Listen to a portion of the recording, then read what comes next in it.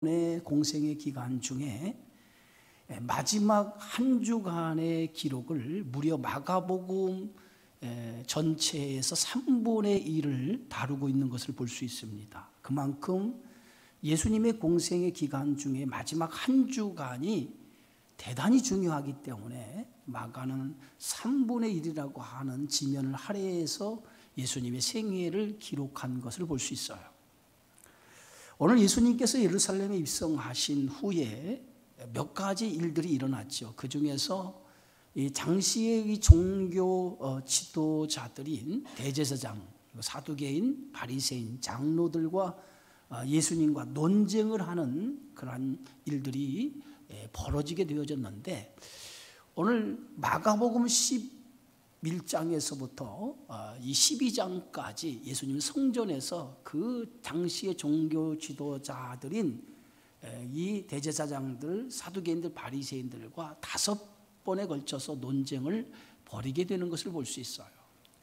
그 첫 번째 논쟁이 예수님께서 성전에 들어가셔서 성전에 돈 바꾸는 사람, 또 재물을 사고 파는 사람들의 상을 둘러 엎으시면서 성전을 정화하시는 일이 일어나게 되어지죠.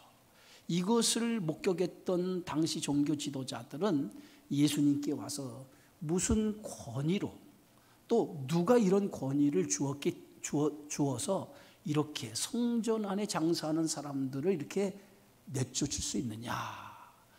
또 하나, 예수님이 성전에 들어가셔서 사람들을 가르쳤을 때 무슨 권위로 이들을 가르치느냐라고 예수님 앞에 권위에 대한 논쟁을 벌이게 되어지죠. 그때 예수님께서는 그들의 그 질문을 받고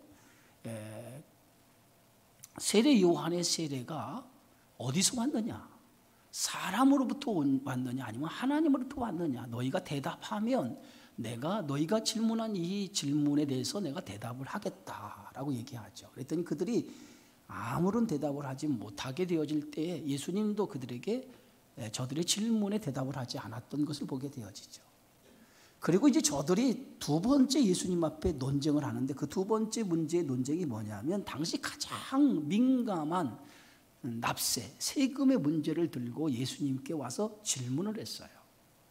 그 질문의 요지가 어떤 요지냐면, 가이사에게 세금을 바치는 것이 옳은 일입니까? 옳지 않은 일입니까? 라고 하는 거였어요. 당시 가이사는 로마 황제죠. 유대는 로마의 식민지 국가였기 때문에 많은 세금을 로마에 바치게 되어졌어요. 그래서 이 세금 문제가 유대 사회는 굉장히 큰 사회적인 이슈였고, 이 세금 문제로 해서 반란이 일어나게 됐어요. 그래서 그 문제를 들고 가이사에게 세금을 바치는 것이 옳습니까? 옳지 않습니까? 라고 예수님께 질문했을 때 예수님께서는 그 당시에 통용되는 데라니온을 가져오도록 하고, 그 데라니온을 그들에게 보여주면서 이 데라니온에 새겨져 있는 형상과 글이 누구의 것이냐라고 물어요. 그랬더니 그들이 그 형상과 그 글 안에는, 글은 가이사의 형상, 당시 로마 황제였던 디베르 황제의 얼굴이 그 동전 안에 새겨져 있었고, 로마 황제를 칭송하는 글이 거기에 새겨져 있었어요. 그때 예수님께서는 그 동전을 보이시면서 가이사의 것은 가이사에게, 하나님의 것은 하나님께 바치라라고 이렇게 말씀을 합니다. 그러자 저들이 아무 말도 못하고 물러가죠. 그러다가 다시 저들이 이제 예수님께, 이제 오늘 성경의 말씀에 보면 사두개인들이 이제 부활의 문제를 들고 예수님께 또다시 찾아옵니다. 그래서 예수님과 세 번째 논쟁을 벌이게 되어지는 장면이 오늘 본문의 말씀이에요. 사두개인들이 예수님께 찾아와서 예수님께 그 논쟁하는 그 내용이 뭡니까? 오늘 28절에 이렇게 기록하고 있어요. 부활이 없다 하는 사두개인들이 예수께 와서 그랬어요. 이 사두개인들은요, 제사장 사독의 후손들로 당시 그 제사장 그룹이에요. 그리고 종교적으로 상당한 영향력을 가지고 있던 사람들입니다. 그런데 이 사두개인들의 특징이 뭐냐면, 성경 중에서 모세오경, 창세기, 출애굽기, 레위기, 민수기, 신명기 이 5 사건의 모세 오경만을 성경으로 인정하는 사람들이에요. 그래서 그들은 내세, 또 부활, 천사와 같은 것을 믿지 않은 사람들이었어요. 이렇게 그들이 부활을 믿지 않은 사람들이 예수님께 찾아와서 예수님께 물었다는 거예요. 반면에 당시에 그 종교 지도자들 계층 가운데는 바리새인들도 있어서요. 그런데 바리새인들은 사두개인들과 정반대의 신앙을 가지고 있는 사람들이에요. 그들은 내세나 천사나 부활을 믿었던 사람들이었어요. 그런데 이렇게 전혀 신앙관이 달랐던 사두개인과 바리새인들이 서로 대립이 되는 집단이었지만은 예수님을 잡아 죽이려고 하는 일에는 하나가 되었던 것을 볼 수 있죠. 자, 그런데 이 사두개인들이 예수님께 와서 예수님께 질문한 내용이 어떤 질문입니까? 오늘 성경 말씀 19절에 이렇게 기록하고 있어요. 선생님이요, 모세가 우리에게 써주기를 어떤 사람의 형이 자식이 없이 아내를 두고 죽으면 동생이 그 아내를 취하여 형을 위하여 상속자로 세울지니라. 다시 얘기해서 이 말은 모세 오경 중에서 계대혼인법이라고 하는 신명기에 기록된 계대혼인법이라고 하는 그 혼인법을 들고 예수님께 찾아와서 질문을 한 거예요. 이 계대혼인법은 어떤 내용이냐면 형이 자식이 없이 죽는 경우 동생이 형의 아내를 취하여서 자식을 낳게 해줌으로써 형의 가문을 세워주도록 하는 것이 목적이에요. 그런데 오늘 이들이 질문한 이 질문의 내용이 뭐냐면 오늘 말씀에 보면 이렇게 써요. 7형제가 있었는데 마지가 아내를 취하였다가 상속자가 없이 죽고 둘째도 그 여자를 취하였다가 상속자가 없이 죽고 셋째도 그렇게 하여 7이 다 상속자가 없었고 최후의 여자도 죽었나이다 라고 하는 얘기예요. 자, 계대혼인법을 신명기 25장 모세 오경에 기록되고 있는데요, 신명기 25장에는 어떻게 얘기하고 있냐면 형제들이 함께 사는데 그중 하나가 죽고 아들이 없거든 그 죽은 자의 아내는 나가서 타인에게 시집가지 말 것이요 그의 남편의 형제가 그에게로 들어가서 그를 맞이하여 아내로 삼아 그의 남편의 형제는 의무를 그에게 다 행할 것이라 라고 이렇게 기록하고 있어요. 이런 제도는요 당시 유대 사회만 있는 제도가 아니라 가나안 그 주변 국가들 이런 제도를 채택하고 있었어요. 그런데 다른 가나안 그 주변의 국가들이 이런 제도를 채택한 이유는 단순히 그 대를 잇기 위해서 채택한 법이에요. 그러나 유대는 단순히 대를 잇기 위해서 채택하는 법안이 아니라 하나님의 백성의 순결성을 유지하기 위해서, 그리고 또 하나는 당시 혼자 사는 과부를 제도적으로 보살펴 주기 위해서, 그리고 세 번째는 형제의 가문과 기업을 보존하기 위해서 이러한 제도를 하나님께서 명했던 것이에요. 그런데 오늘 이 사두개인들이 예수님께 와서 모세 율법, 신명기에 기록된 이 율법을 인용해 극단적인 예를 들어서 예수님께 질문하는 거죠. 만약 7형제가 있었는데 마지가 아내를 취하였다가 상속자가 없어서 죽었어요. 그럼 둘째가 그 아내를 취하였는데 그 둘째도 상속자가 없이 죽었어요. 또 셋째도 그렇게 했는데 나머지 7가지 다 상속자가 없이 죽게 되어졌다는 거예요. 그렇다고 하면 나중에 그 여자까지 죽게 되어졌는데 부활할 때, 다시 죽은 자가 살아날 때 그 여자, 7형제 모두의 아내가 되었던 그 여자는 과연 누구의 아내가 되는 것이 맞습니까? 라고 하는 질문이에요. 그러니까 부활하게 되어지면 이 7형제의 아내가 누가 되겠냐는 거예요. 이 사두개인들은 모세 율법이 잘못되지 않았기 때문에 부활 교리 자체가 모순이라고 하는 것을 간접적으로 주장하고자 이 질문을 했던 것이에요. 사두개인들의 이 질문 속에는 예수님도 이 질문에는 답을 하지 못할 것이다 라고 생각을 하고 이 질문을 던졌던 거예요. 그런데 예수님께서는 그들이 믿고 있는 모세 오경을 들어서 그들에게 말씀을 하죠. 그 말씀이 오늘 24절이에요. 예수께서 이르시되 너희가 성경도 하나님의 능력도 알지 못함으로 오해했다라고 얘기하죠.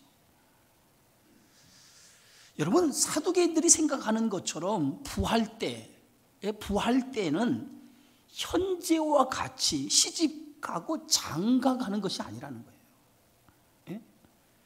현세와 내세가 전혀 다르다는 것이에요. 그런데 지금 사두개인들은 부활 때는 현세와 같은 것으로 생각했어요. 시집가고 장가가는 것처럼 생각했어요. 그런데 부활 때는 시집가고 장가가는 일이 일어나지 않아요. 그래서 예수님께서 이렇게 말했죠. 사람이 죽은 자 가운데 살아날 때는 장가도 아니가고 시집도 아니가고 하늘에 있는 천사들과 같다.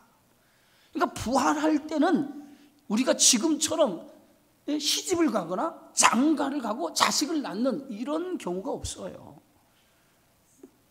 또 부활 후에는 우리의 몸이 전혀 다른 몸으로 다시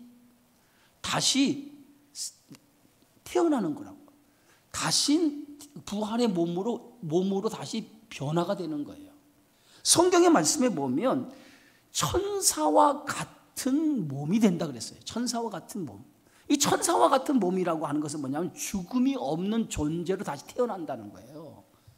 그러니까 부활 때에는 지금 우리들의 모습과는 전혀 다른 새로운 모습으로 우리가 변화가 돼요. 그것을 오늘 성경은 뭐라고 얘기하고 있냐면 신령한 몸을 입게 된다라고 말하고 있어요.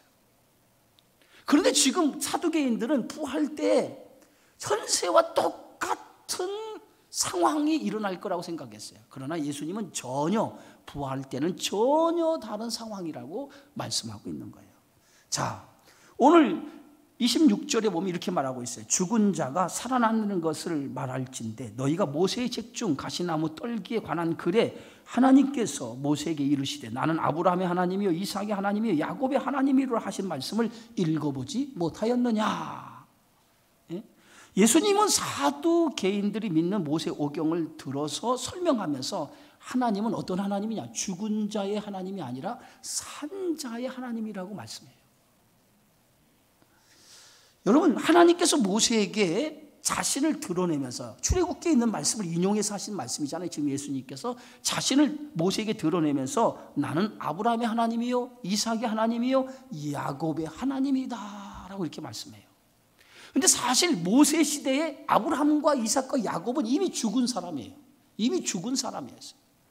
아브라함은 4,000년 전의 사람이고요 모세는 3,000년 전의 사람이에요. 그러니까 모세와 아브라함과의 간격은 무려 1,000년의 간격이 있어요. 그런데 하나님께서 모세에게 나타나셔서 뭐라고 말씀하시냐면 나는 아브라함의 하나님이고 이삭의 하나님이고 야곱의 하나님이다 라고 얘기해요. 이 말씀은 어떤 의미를 가지고 있냐면 하나님은 죽은 자의 하나님이 아니라 산 자의 하나님이라는 거예요. 죽은 자의 하나님이 아니라 산 자의 하나님. 이 말이 어떤 의미냐면 아브라함과 이삭, 이 야곱은 이미 모세 이전에 훨씬 태어나서 죽은 사람이에요. 그런데 그들은 살아있을 때에 하나님의 약속을 믿고 살아간 사람이에요. 하나님의 약속. 그러면 하나님의 약속, 그 어떤 약속을 믿었습니까? 그들이 믿었던 약속은 장차 하나님이 주어진 영원한 생명, 그 생명을 믿고 살아갔던 사람들이에요. 그러니까 다시 말하면 아브라함과 이삭과 야곱은 하나님의 약속, 언약을 믿고 살아간 사람이에요. 영원히 사는 생명, 그 생명에 대한 약속을 믿고 살아간 사람들이 그들이었어요. 그렇게 이처럼 그 약속을 믿었고 살아갔기 때문에 그들은 모세보다 훨씬 이전에 태어나 죽었지만 하나님께서는 나는 아브라함의 하나님이요 이삭의 하나님이 야곱의 하나님이라는 말을 들어서 그들이 믿었던 하나님은 살아있는 하나님을 믿었기 때문에 그들이 믿었던 약속도 살아계신 하나님의 약속을 믿은 것과 같은 거라는 거예요. 그래서 그들은 죽은 자가 아니라 살아난 자라는 것을 하나님께서 이렇게 간접적으로 그들에게, 모세에게 설명하고 계시는 거예요. 자, 아브라함, 이삭, 야곱뿐만 아니라 초대교회 성도들도 마찬가지입니다. 이 초대교회 성도들은 어떤 믿음으로 살았습니까? 약속에 대한 소망을 가지고 살았어요. 그 약속에 대한 소망이 어떤 약속에 대한 소망을 가지고 살았습니까? 오늘 히브리서 11장 16절에 보면 그들이 이제는 더 나은 본향을 사모하니 곧 하늘에 있는 것이라. 그러므로 하나님이 그들의 하나님이라 일컬음을 받으심을 부끄러워하지 아니하시고 그들을 위하여 한 성을 예비하셨느니라. 초대교회 성도들의 믿음은 어떤 믿음이냐면 부활의 믿음을 가지고 살아갔다. 더 좋은 하나님의 나라, 그 나라를 우리에게 예비해 주셔서 우리를 마지막 날 부활의 생명으로 그 나라에 들어가서 영원히 살게 해 주실 것이라고 하는 그 믿음으로 살았다는 거예요. 이처럼 아브라함이나 이삭이나 야곱, 이 모든 사람들이 하나님의 약속을 믿고 살아간 사람이라면 초대교회 성도들 역시도 그 약속을 믿고 살아갔기 때문에 하나님의 약속은 변하지 않는 약속이에요. 그렇다면 그 약속 그대로 그들이 죽었으나 죽은 것이 아니라 언젠가는 다시 살아날 것이라는 거예요. 그것이 하나님의 말씀이에요. 그러니까 오늘 사두개인들이 질문한 그 질문에서 저들에게 너희는 성경도 그리고 하나님의 능력도 모르는 자라고 이렇게 얘기하고 있는 거예요. 자, 예수님이 재림하시는 날, 그 날이 어떤 날입니까? 오늘 데살로니가전서 4장 16절에 보면 주께서 호령과 천사장의 소리와 하나님의 나팔 소리를 친히 하늘로부터 강림하시리니 그리스도 안에서 죽은 자들이 먼저 일어나고. 여러분, 예수님께서 다시 오시는 날에 제일 먼저 죽은 자가 일어나는데 그 죽은 자가 일어날 때 어떤 자들이 먼저 일어나는지 아세요? 무덤에서 잠자는 자들, 그러니까 무덤에 묻힌 자들이 먼저 일어나는 거예요. 그리고 두 번째로 그 후에 우리 살아남은 자들도 그들과 함께 구름 속으로 끌어올. 두 번째는 예수님이 재림하시는 그날까지 살아있는 사람들이, 살아있는 자가 공중에서 주님과 함께 이 공중 휴거를 당해서 주님과 재림에 동참하게 되어진다는 거죠. 그래서 죽은 자들과 살아있는 자들이 주님과 함께 만나서 영원히 주님이 예비하신 나라에 들어가서 살게 될 것이라는 거예요. 그것이 오늘 데살로니가전서 4장 16절에 있는 말씀입니다. 바로 아브라함과 이삭과 야곱의 하나님이란 하나님의 하나님은 언약의 하나님인데 그 언약의 하나님이신 하나님은 그 약속을 신실하게 반드시 지키시는 하나님이라고 하는 그런 뜻을 가지고 있는 거예요. 그래서 오늘 27절에 보면 하나님은 죽은 자의 하나님이 아니요 산 자의 하나님이시니라 라고 말했어요. 이 사두개인들은 지금 하나님의 능력에 대해서 무지한 사람들이었어요. 여러분, 하나님은 어떤 분이십니까? 하나님은요, 죽은 자의 하나님이 아니라 산 자의 하나님이에요. 하나님은 세상을 만드실 때 어떻게 만들었습니까? 아무것도 없는 데서 유를 창조하셨어요. 아무것도 없는 데서 유를 창조하신. 그래서 세상에 아무것도 없을 때 하나님은 말씀 한마디로 세상을 만드셨어요. 오늘 창세기 1장 2절에 보면 이렇게 써 있어요. 땅이 혼돈하고 공허하며 흑암이 깊음 위에 있고 하나님의 영은 수면 위에 운행하시니라. 하나님이 이르시되 빛이 있으라 하시니 빛이 있었고. 하나님이 세상을 어떻게 만들었어요? 말씀으로 세상을 창조하셨어요. 말씀으로 세상을 창조하신 하나님, 그 말씀으로 세상을 창조하신 것뿐만 아니라 하나님은 어떤 하나님입니까? 죽은 자도 살리신 하나님이에요. 성경에 죽은 자들을 살리신 하나님을 기록하고 있어요. 해당장 야이로의 딸이 죽었을 때에 예수님은 그 집에 가셔서 죽은 야이로의 손을 잡고 그 소녀야 일어나라 라고 예수님이 명령하시는 순간에 그 죽은 소녀, 해당장 야이로의 딸이 벌떡 일어났던 것을 볼 수 있어요. 또한 죽은 지 나흘이나 되어서 무덤에 장사된 나사로를 향해서 예수님께서 그 죽은 나사로의 무덤을 향해 가셔서 그 무덤 앞에서 예수님이 이렇게 명령하시죠. 나사로야 나오너라 라고 예수님 명령하시는 순간에 죽은 지 나흘이 됐던 이 나사로가 수족을 배로 동인 채로 무덤에서 걸어 나오는 것을 볼 수 있었어요. 이 모습 속에서 하나님은 어떤 하나님이냐? 세상을 만드신 하나님이시지만은 또 하나는 전지전능하신 하나님이라는 거예요. 우리 하나님에 대해서 우리의 이성과 지식과 경험으로 우리가 하나님을 알려고 해요. 그러나 우리가 하나님에 대해서 우리의 이성과 지식과 경험으로 하나님을 알 수 있다고 생각하십니까? 우리가 하나님에 대해서 우리의 인간의 지식이나 이성이나 경험을 가지고 하나님을 알 수 있는 것은 극히 일부분에 불과해요. 일부분에 불과해요. 피조물인 인간이 하나님에 대해서 알면 얼마나 알겠어요? 우리가 하나님을 안다고 해도 하나님에 대해서 아는 것은 0.00001도 알지 못한다라고 할 수 있어요. 왜? 인간은 피조물이고 하나님은 창조주이기 때문에. 우리가 어떻게 그 크신 하나님을 다 안다고 할 수 있어요? 우리는 그 크신 하나님은 알 수 없어요. 저는 가끔 이런 생각을 해요. 개미가 인간을 볼 때 어떤 생각을 하겠습니까? 아마 개미가 인간을 볼 때는 어마어마하게 큰 존재로 보일 거예요.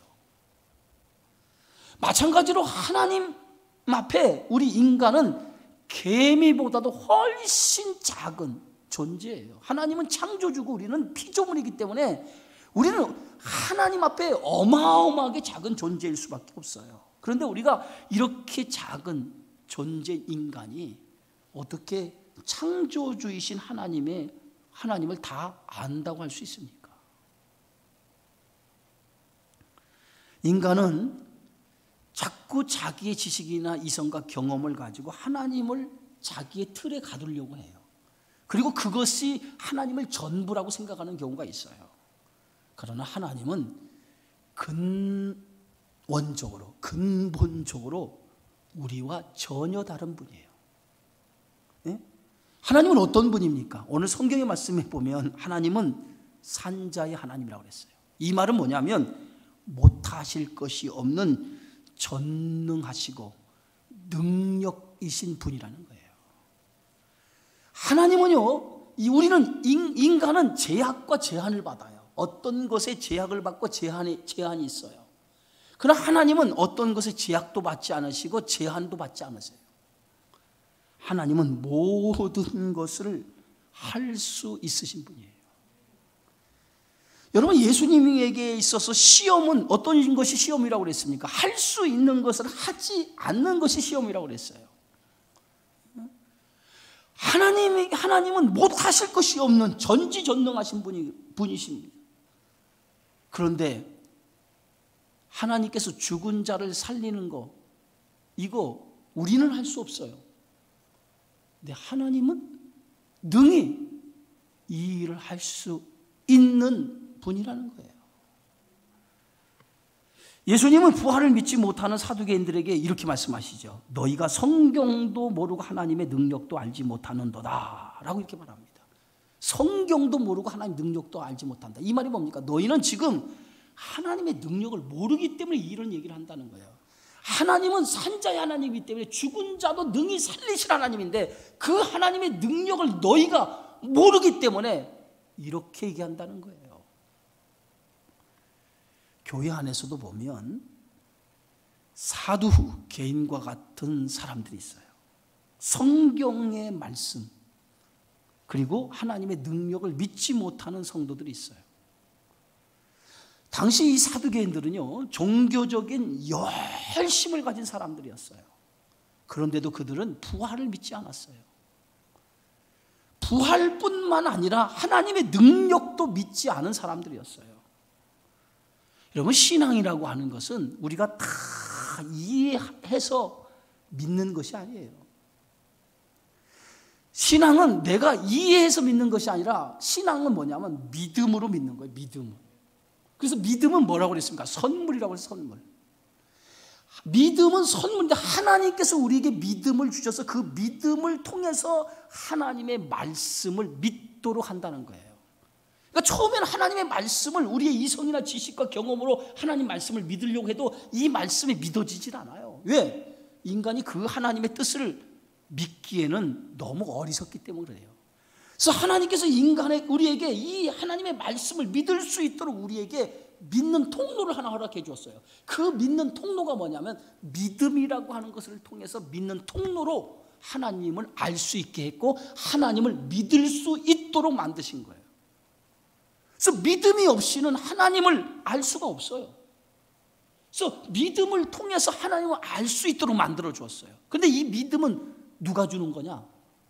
우리 스스로 믿음이 생기는 게 아니에요. 성경은 뭐라고 했어요? 믿음은 들음에서 난다고 했어요. 들음에서. 들음이 뭐냐? 말씀을 듣는 가운데에 이 듣는 순간에 하나님의 영이 우리 안에 들어와서 하나님의 말씀을 깨우쳐 주신다는 거예요. 그 말씀을 깨우쳐서 하나님의 말씀을 믿게끔 만들어 준다는 거예요. 그러니까 우리의 지식이나 우리의 이성이나 우리의 경험을 통해서 하나님의 말씀을 깨달아 알게 하는 것이 아니라 말씀을 듣는 가운데에 하나님의 영이 내 안에 들어와서 이 하나님의 말씀을 깨닫도록 만들어 준다는 거예요. 그 깨닫도록 만들어 줌을 통해서 나에게 믿음을 갖도록 한다는 거예요. 믿음을 갖도록 한다는 거예요. 하나님은 살아계신 하나님, 성경의 말씀을 믿도록 만들어 준다는 거예요. 그래서 믿음이 선물이라는 거예요. 하나님이 우리에게 주신 선물이라는 거예요. 그래서 그 믿음을 통해서 하나님을 알게 되어지고 하나님의 능력을 깨닫게 되어진다는 거예요. 예수님은 부활 후에 제자들에게 나타나셨어요. 그리고 부활의 모습을 직접 제자들에게 보여줬어요. 그때 제자들은 깜짝 놀랐죠. 예수님이 살아계시면서 내가 죽은 다음에 사흘 만에 부활하리라 말씀을 했지만 아무도 그 말씀을 믿지를 못했어요. 왜? 인간이 죽은 자가 살아난 것을 본 적이 없거든요. 근데 예수님이 살아나셔서 제자들 앞에 직접 보여줄 때 제자들이 깜짝 놀랐어요. 근데 그 자리에 한 제자가 없었어요. 도마라고 하는 제자였어요. 나중에 제자들이 도마에게 예수님이 살아나셨다고 얘기하니까 도마가 뭐라고 얘기하냐면 무슨 소리? 어떻게 사람이 죽은 자 가운데 살아날 수 있어? 내가 내 눈으로 직접 부활하신 예수님을 보지 않고서는 내가 믿지 않겠다. 그렇게 얘기를 했어요. 나중에 예수님께서 도마가 있는 그 자리에 예수님이 나타나셨어요.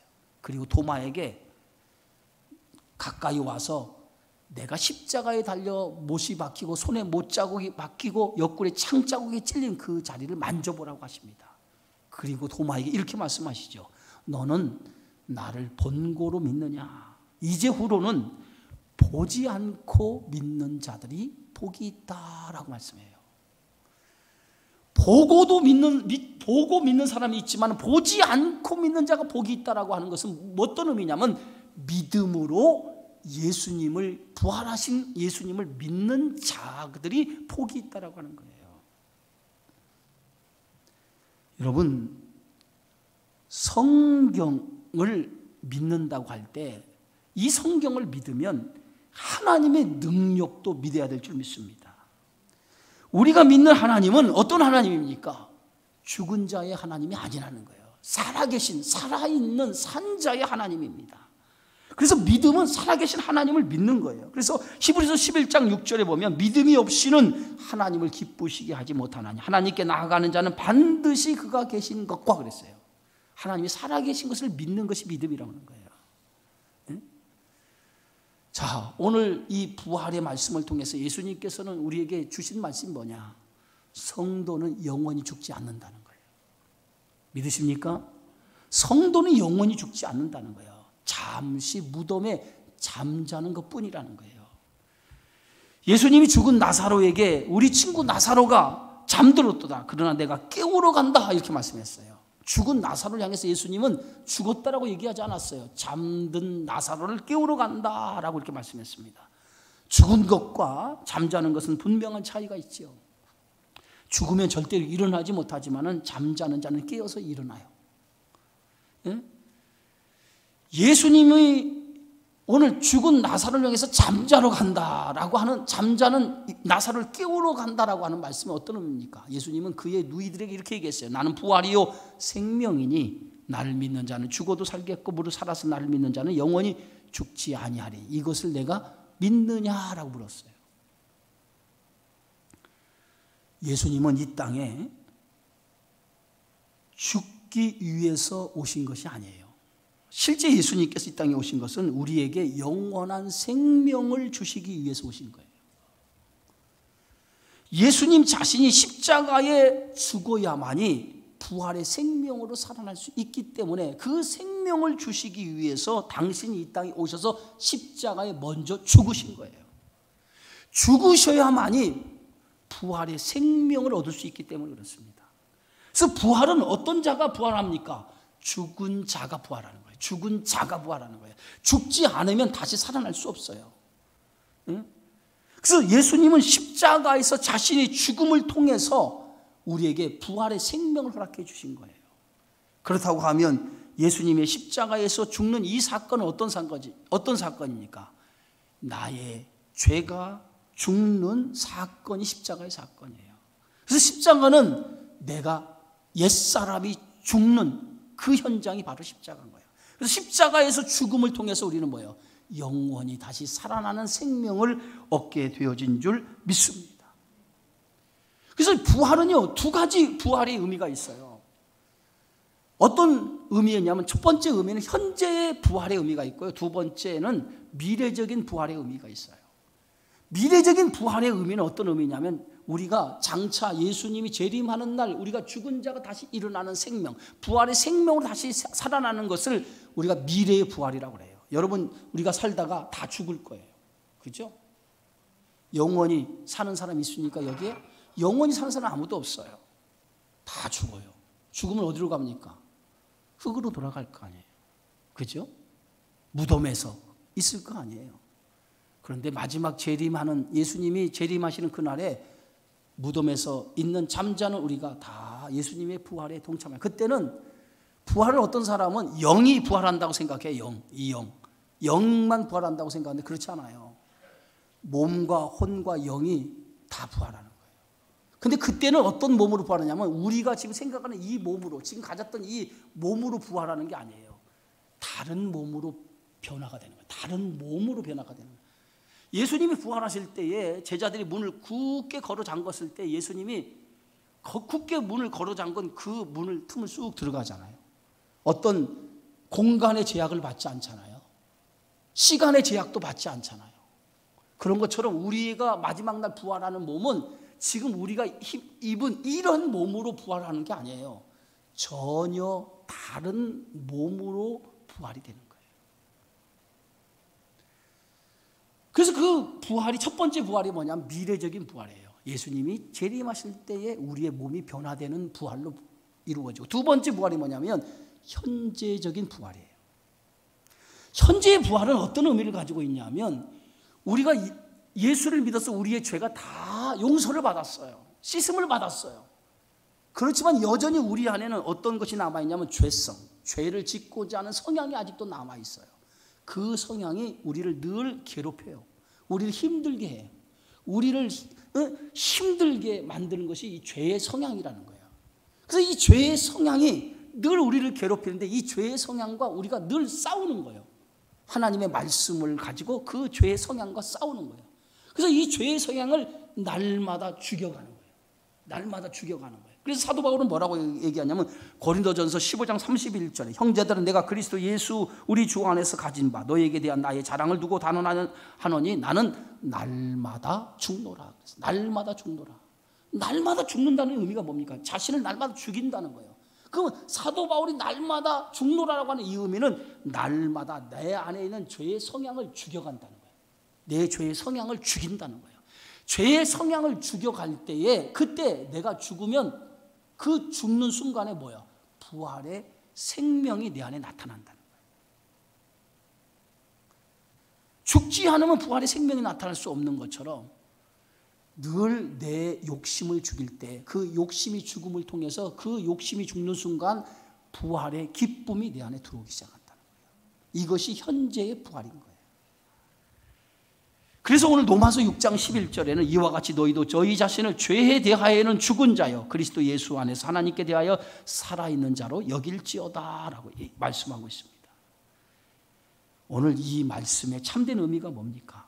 하나님은 어떤 하나님이냐라고 하는 거예요. 저와 여러분이 믿는 하나님은 살아계신 하나님이에요. 능히 인간의 죽음을 정복하고 부활의 생명으로 이끄시는 분이라는 거예요. 그것을 믿느냐는 거예요. 그것을 믿느냐는 거예요. 근데 사두개인들은 자신의 지식과 이성과 경험으로 이 하나님의 말씀을 받아들이지 못했는데 하나님은 너희들과는 전혀 다른 분이라는 거예요. 살아계신 하나님. 못할 것이 없는 전지전능하신 하나님이시라고 하는 것을 오늘 이 논쟁을 통해서 하나님께서는 자신이 어떤 분이라고 하는 것을 우리에게 가르쳐 주시고 있는 것을 볼 수 있어요. 사랑하는 성도 여러분, 우리는 하나님의 약속을 믿고 사는 사람이에요.